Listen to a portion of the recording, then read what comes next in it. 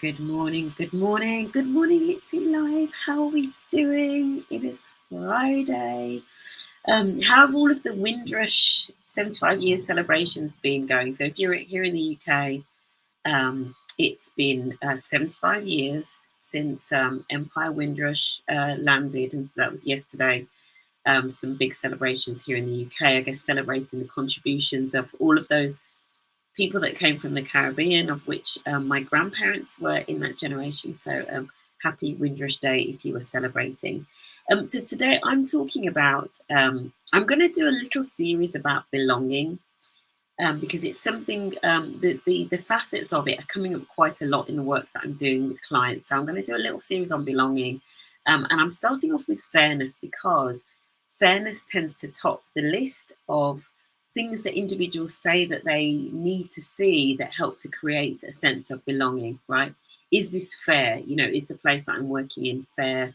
I'm doing some work on Monday. If I'm with you on Monday, you'll know this. So I'm doing some work on allyship with a client. I'm leading some training sessions on allyship, and I think allyship actually ties in really nicely with fairness, and that's why I thought that I would focus in on fairness today. But interestingly, because I think when people hear the term belonging, we kind of think warm, fuzzy, sort of slightly intangible. How do you create that sense of belonging? But actually, fairness in terms of procedural fairness, I think if you've got the right data, whether or not you're a large company that has to report things like gender pay gap or ethnicity pay gap or transparency, but if you've got the right data, even if you're a really small company, you can really get on top of this. I think fairness in terms of what I would call procedural fairness. You can ensure that your procedures, some of these key procedures actually around, managing and rewarding individuals is done fairly, and that will help to create a sense of belonging. Almost like, I'm not going to say ignoring all of the inclusion stuff, but ignoring some of the sort of less tangible stuff around, whether people, sort of like feel like, it's their sort of place and they can be themselves and all of that sort of stuff. All of that's good, but fairness, procedural fairness is where you want to be starting, right? So what I'm going to cover today is things like pay and some of the things that contribute to a workplace that doesn't feel fair. Promotion, so who and how gets promoted, who and how people get promoted, and then performance management, and specifically around poor performance. Actually, how is poor performance managed such that you still create a sense of fairness? So that's what we're going to be doing this morning. I'm going to try to keep it to 20 minutes because I have a 9 o'clock meeting. It's 8:30 here in the UK. If you've just joined, if you're watching on the replay, it's Friday. Right, so let's start off with pay. So as I say, lots of large companies are doing a great job actually in terms of pay gap reporting. This is something that's been around for a while. Specifically, obviously started off with gender pay gap reporting, and now lots of organisations have moved now into ethnicity pay gap and other protected characteristics as well. In terms of pay gap reporting, I know that, for example, I'm going to use KPMG as an example. I think that are they now doing things around social mobility pay gap reporting? I'm not sure, but I wouldn't be surprised if that comes as the next one. Actually, socioeconomic background and what that means in terms of pay gap reporting, because we know that that class is something that really does affect your opportunities as you climb the ranks in an organization, right? So if you're a large company, you've been doing pay gap reporting for a while. However, I've kind of got a theory that pay gap reporting is great, but it's actually a really blunt tool or instrument, and I'm not even sure it is a tool or an instrument because it's so much of a lagging indicator. Those of you that are used to designing KPIs and reporting, and I'm kind of putting my accountant's finance hat back on, when it comes to the usefulness of indicators, some are more useful than others. So pay gap is a very blunt indicator, first of all, and it's very much a lagging indicator. The sorts of things that I would like to see organizations look at in terms of trying to figure out whether their pay is fair is really getting below the pay gap. So what is at the root cause of the pay gap? Because here's the thing, for me, pay gap reporting is made up of lots of tiny micro decisions, right? It's not like anybody consciously saying, oh, we need to pay everybody that looks like that, and is that gender 20% more, right? Nobody's saying that in 2023. So how have we still got pay gaps? I think you need to actually get down to the micro decisions that are contributing towards this larger pay gap, and it's at the micro decisions that you need to take action, right? So what are some of those micro decisions? So I've listed some of them here. Discretionary pay rises, right? Some people call them out of cycle pay rises. I tend to refer to them as discretionary pay rises. So you know what that might look like. It might be, somebody all of a sudden raises, oh, we've got an issue where we are recruiting somebody into a team, and a job advert has gone out that's higher than such and such that's already in that team. So therefore, we need to do something with that person who's already in the team. We need to do something with their pay because we've gone out externally and we're going to have these mismatches and this, that, and the other, whatever it be. All sorts of reasons. It could be, oh, such and such was on a course and they've now passed and they feel that they deserve a pay rise, or the scope of their job has crept up and they're now doing a bit more and they need to pay, whatever it be. Discretionary pay rises, right?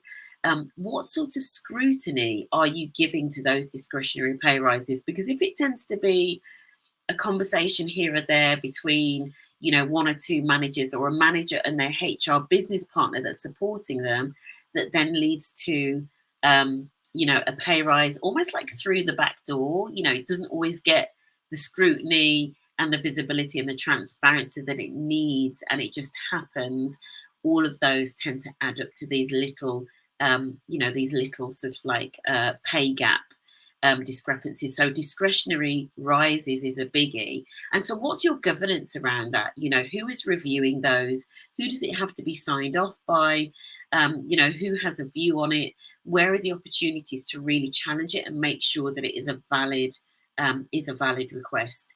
The other one that I've pulled out there is starting salaries. Now, we know that, for example, when we're hiring, and particularly when we're hiring experienced hires, right? So less about graduate salaries and entry level and apprentices and internships, because those tend to be pretty standard, pretty locked in. But when we're making experienced hires, and there is more discretion, because whenever there's human discretion, there is more scope for bias. Okay, so whenever there is discretion around a starting salary, we're maybe making experienced hires, all the way up to very senior sort of C-suite level, and we're negotiating around starting salaries.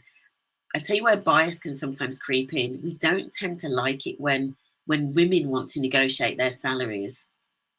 Women aren't supposed to talk about money. So therefore, when there's a starting salary, for example, or particularly if a starting salary is offered based on where somebody was previously, that's how some pay gaps get perpetuated.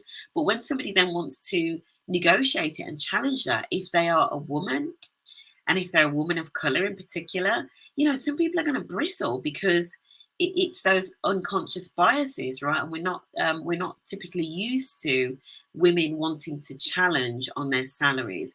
And so sometimes what happens is, in terms of starting salaries, you may have a man that challenges around the starting salary, and actually that challenge is accepted and the starting salary is moved up. But if a woman challenges, often that's knocked back, or it's just seen as, kind of like less favorable, and maybe there's less give. Recruitment consultants and headhunters have a role to play in this, in terms of being allies, being the voice of reason, being objective, helping to narrow the pay gap, right? So something there around starting salaries. And then bonuses is the last one that I've gotten here, because bonuses, as much as bonuses often have, a lot of science around them in terms of who's eligible, what the criteria is, what the calculations are, again, because there is a lot of room for discretion when it comes to awarding bonuses. It's another area that can create, a part of the decision making that leads to a big pay gap when it comes to the end. So a lot of transparency around the scoring of bonuses, a lot of scrutiny is needed around, who is getting what. But also, the other thing I would say, I remember many, many years ago, and I'm not going to call out the organisation, but I heard about like secret bonus schemes that a lot of people didn't even know about. Even the people that were being rewarded them didn't know about them until they suddenly appeared. And some of that is actually quite unethical. But yeah, being very aware of bonus schemes and the transparency around it. Unfortunately, when it comes to pay, and this is something I remember actually when I was training as an accountant, there's a lot of unethical behaviour that can creep in when it comes to things like bonuses, particularly with very, very senior individuals. And unfortunately, especially if it's not picked up by the remuneration committees, it then cascades down because, sometimes very senior people just want to kind of like reward themselves. And sometimes to do that, they then have to also reward, for example, one level below. And then you kind of just see some really strange decisions being taken. So, it needs really strong allyship in terms of people speaking up and sometimes whistleblowing, and HR in particular have a really key role to play in this and not being complicit potentially with unethical behaviour. So that's the first one, pay, in terms of fairness in creating belonging. Then the next one is promotions. So this is an interesting one. Something that is sometimes talked about is a tap on the shoulder. So there's maybe a new role that's come up, or somebody's been promoted, and rather than having to go through a process and having to be interviewed and all of those sorts of things, and other people, being able to access this opportunity, they're just given a tap on the shoulder and asked whether they want to, apply for this particular role. Now, I think that used to happen quite a lot, back in the day, but it happens less now, hopefully. But this is somewhere where we really need to look into, are these processes fair? Is everyone being given a fair crack? I've heard of an organisation, I can't remember who it is, but I've heard of an organisation where what they're currently doing is everybody that reaches 2 years, so every 2 years, everyone is going to get a tap on the shoulder. And that tap on the shoulder is really to say, have you thought about your next role? What sorts of thought have you put to your development plan or your objectives or your career goals, etc., so that everybody is kind of almost like given a fair crack at some of the opportunities, whether they be permanent promotions or, interesting and sexy projects that come up. Everyone is being given a chance to apply for those. So when it comes to promotion, some of the things I would look at is, look at the speed of promotion. And I don't mean that somebody has to have been in a job for X number of years before they are promoted. But if you find that some people are being promoted really quickly, really assess, is that fair? Are we looking at what it is that they have achieved to deserve those promotions? But also, in terms of the criteria, are we promoting people just because they've been around for a long time? I'm not sure that's necessarily a good reason to be promoting somebody. What is it that they have actually delivered?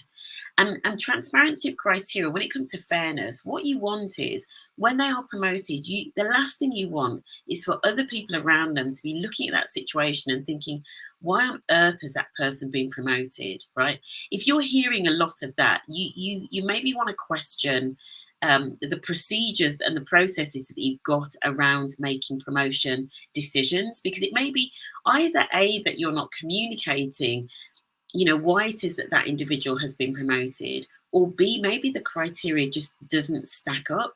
So let's have really transparent criteria, which leads on to my third point, which is what good looks like. Right, let's get really crystal clear about what good looks like.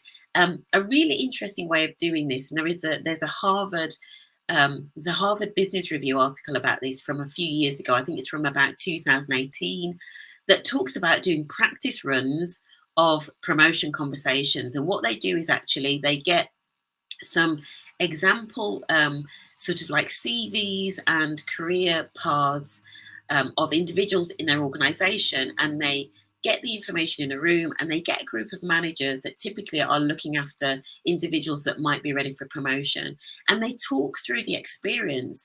And as a group, they talk about, what does good look like, and who do we think would be ready for promotion. So what they're doing is they're having a hypothetical conversation so that everybody gets on the same page in terms of what good looks like, rather than, you know, one manager having like a bilateral conversation with a member of their staff where they kind of get their arm twisted to say, okay, I think you're ready for promotion.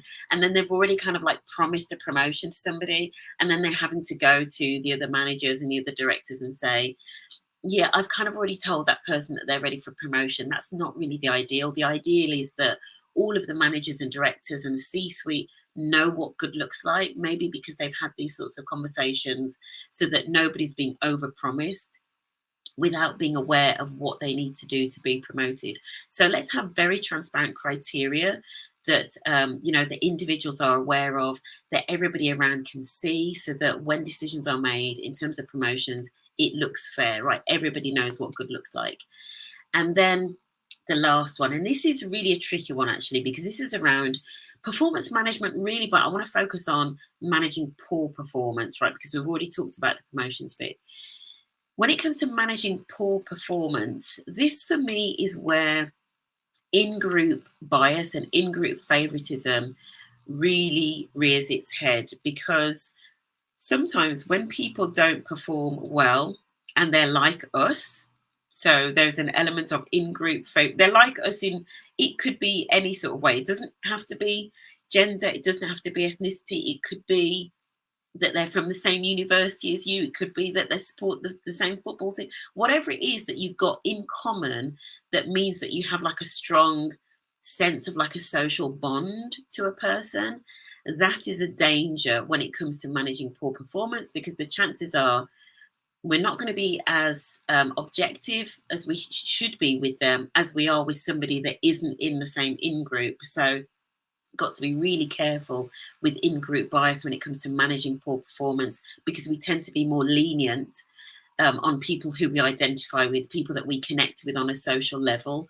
So this is really where, you know, as a management team, you need to be really careful. And there's something about priming. So something that we can do is prime to be prepared for the fact that we have these in-group biases. And I'll talk about that when I get onto the calibration sessions. So some of the ways that we can make sure that managing poor performance is robust and it's fair when it comes to things like KPIs, smart objectives and smart measures, is making sure that the employee, so the person that's you know, that is being assessed, has completely bought into the KPIs that are going to be used to manage their performance, and not when things have already started going south, right, but right up front. So right at the start of the year, there's a really good process where that individual has had input into their objectives, input into the KPIs. They know exactly what the goalposts look like, right?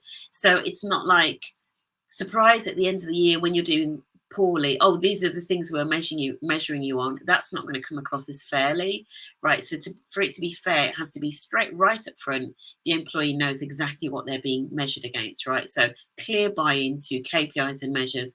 Calibration sessions, if you don't do this within your business, even if it's a tiny business, you need to start doing this.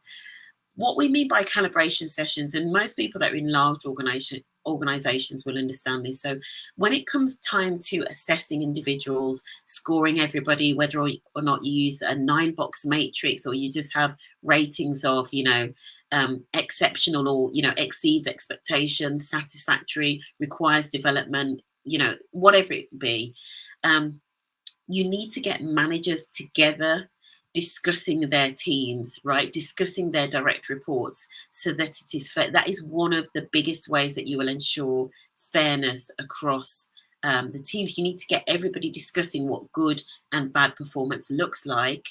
And in those calibration sessions, you need to do this priming, right? Priming is basically where you, what you do is you kind of like surface unconscious bias, surface what's happening below the surface, right? One of the ways to do that is before you start in this calibration session, you say to each other, we need to be really aware of in-group bias here. people like around the table. We need to be aware of people that we like, people that we really get on with socially, people that we think are great, people that are really bubbly, people that have great personalities. We need to be aware of not treating them favorably just because we get on with them on a social level. And just by saying that and having that conversation, then when you get into the calibration and the conversation around performance, you will actually be more aware of it, and you are less likely to treat people unfairly and to kind of almost like give them a buy just because you have these social connections. Just by having that conversation where you have primed and brought to the surface some of those potential biases, if you know that there is maybe a potential for bias in terms of out group bias, again, have those conversations. So say things like, or there are some individuals in here who maybe remind us of some of the individuals that we had issues with, or for some reason they kind of just they rub me up the wrong way or whatever it be. Let's make sure that we are completely fair when it comes to assessing those individuals. And actually, again, just by having those conversations, you're more likely to treat those individuals fairly. So that's something around the calibration. Conversations that are had need to be really transparent, really fair. And then the last point I have on here is allyship. And for those of you who I'm with on Monday, this is something that I'm going to talk to you briefly about. But allyship here, in terms of other managers and other leaders speaking up where you see a manager or a leader that is being unfair, with individuals in their team, you need to speak up. What I sometimes see that some managers and leaders, and this goes way back when I've sat in boardrooms, sometimes managers and leaders don't want to speak up when somebody's being unfair because they want to have carte blanche to do whatever they want to do in their area, right? That's not really good leadership. And that's not, that doesn't create good, strong, healthy businesses. So as managers and leaders, we need to speak up. If we see a manager, leader, or supervisor being unfair with members of their team, we need to speak up, right? Because those are some of the things, if something was to ever come to tribunal and it's seen that people didn't speak up and, they saw that things were amiss, you could well be in the firing squad as well, right? So leaders and managers need to speak up, but in particular, HR business partners, HR directors, you play a key role in all of these processes in terms of procedural fairness. Very important to speak up, particularly where it comes to managing poor performance, because I genuinely believe that HR have the best view of where individuals are treated differently when it comes to managing poor performance. And some individuals are treated with very swiftly, and they may be put onto some sort of performance plan or performance improvement plan or performance development plan. And lo and behold, within 2 minutes, they're out of the business. And then you have other individuals where they're maybe not even put on a plan, and it's conversation after conversation after conversation. They get all the patience in the world and they're not treated the same as others. And so HR, my plea goes out to sort of like my HR professionals to, kind of own this spot in terms of the governance around procedural fairness, because it really is a key in this whole space of belonging. So that's it. That is all I wanted to cover today. I hope it was useful, and I hope you all have a really good Friday. If I'm with you on Monday in the allyship workshops, I will see you then. Take care, everyone. Have a great weekend. Bye.